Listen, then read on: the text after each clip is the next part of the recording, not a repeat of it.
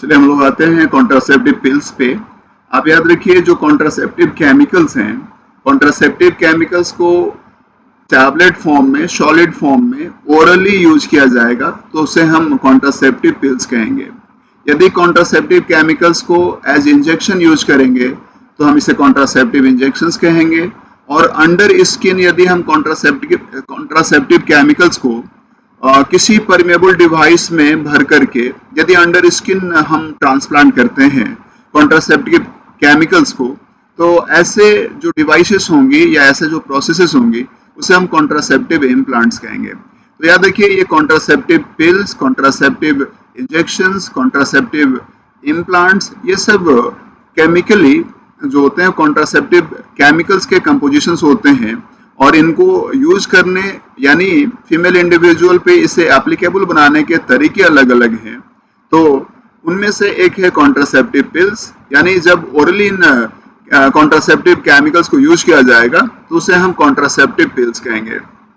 Contraceptive pills कई तरीके के बनाए गए हैं, जैसा कि आप स्क्रीन पर देख रहे हैं। ये कंबाइंड पिल्स हो सकते हैं, मिनी पिल्स हो सकते हैं, नॉन स्टेरॉयडल पिल्स हो सकते हैं एंड इमरजेंसी पिल्स हो सकते हैं। तो आइए हम सब कंबाइंड पिल्स को डिस्कस करते हैं। आप जैसा कि स्क्रीन पे देख रहे हैं, कंबाइंड पिल्स का मतलब क्या होता है भी?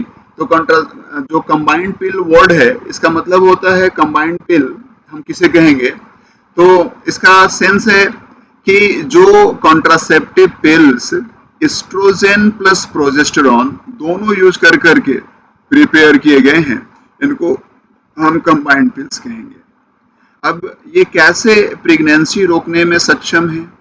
तो जैसे इसमें एस्ट्रोजन है, वो ग्राफियन फॉलिकल का मैचुरेशन नहीं होने देगा, ओवम फॉर्मेशन नहीं होगा।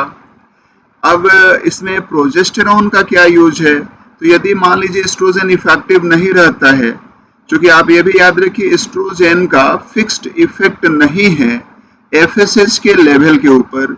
एस्ट्रोजन यदि लो से मॉडरेट लेवल पे बॉडी में रिलीज होता है, अवेलेबल होता है फीमेल इंडिविजुअल में, तो ये एफएसएच सिक्रीशन को इनहिबिट करता है, ग्राफियन फॉलिकल का मैचुरेशन नहीं हो पाता, ओवम फॉर्मेशन नहीं हो पाता। लेकिन यदि एस्ट्रोजन फीमेल इंडिविजुअल में मॉडरेट टू हाई के लेवल पे है, मतलब मीडियम से हाई लेवल पे एस्ट्रोजन की अवेलेबिलिटी है, तो ये एफएसएच सिक्रीशन को प्रमोट करता है, ग्राफियन फॉलिकल के मैचुरेशन को फेवर करता है और ओवम फॉर्मेशन को फेवर करता है।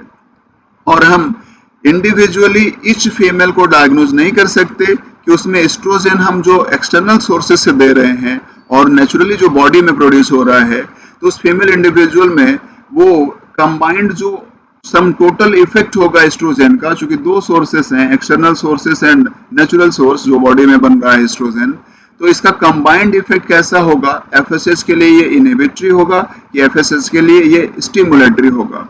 तो चूंकि एस्ट्रोजन अकेले यूज नहीं किया जा सकता, चूंकि इससे कंफर्म रिजल्ट्स नहीं आएंगे, तो साथ में प्रोजेस्टेरॉन भी यूज किया जाता है।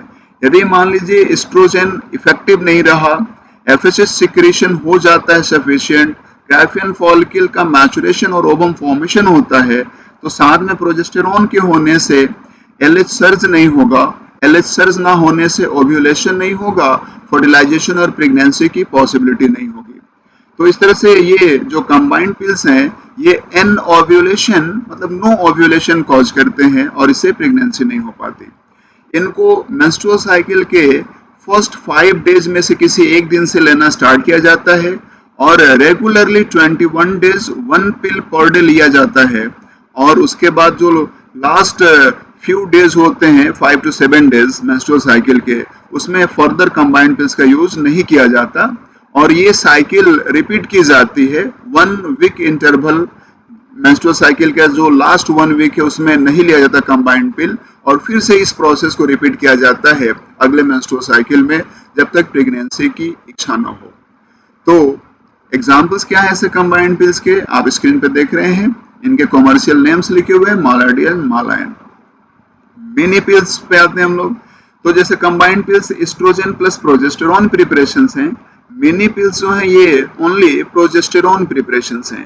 एक्चुअली हम प्रोजेस्टेरॉन ना कहें, इससे एक केमिकल का सेंस होता है। हम प्रोजेस्टेरॉन और प्रोजेस्टेरॉन एनालॉग्स के ग्रुप को लिखना चाहिए हमें, यानी प्रोजेस्टिन या प्रोजेस्टोजेन प्रिपरेशंस होते हैं मेनी पिल्स, और ये एनओव्यूलेशन कॉज करके प्रेगनेंसी को रोकने में सक्षम है।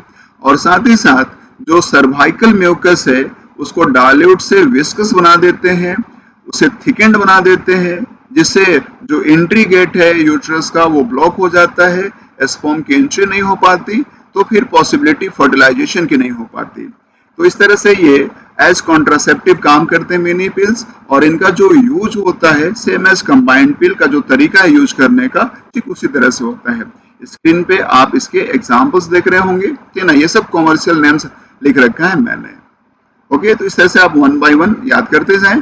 फिर हम लोग नॉन स्टेरॉयडल पिल्स और साथ ही साथ जो इमरजेंसी पिल्स हैं उनको डिस्कस करेंगे।